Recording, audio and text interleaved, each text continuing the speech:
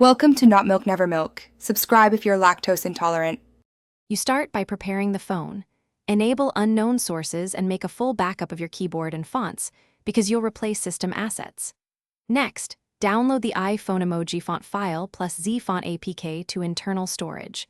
Place both in a single folder for easy access.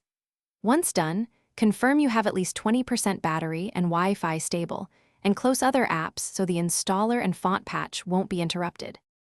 You now install ZFont and grant required permissions. This app patches emoji support without root in many cases. Open ZFont, tap Emoji, then import and select the iPhone emoji font APK you downloaded. Once the font is listed, choose Apply and pick the system or keyboard target. Follow on-screen prompts to reboot if requested.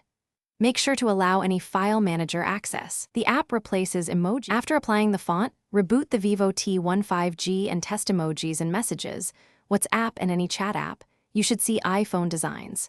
If they don't appear, open ZFont and reapply the font, then clear your keyboard app cache and reboot again. If problems persist, restore the backup you made and try a third-party keyboard that supports iPhone emoji sets. One troubleshooting tip: if apps crash, immediately restore the original font backup to avoid system instability.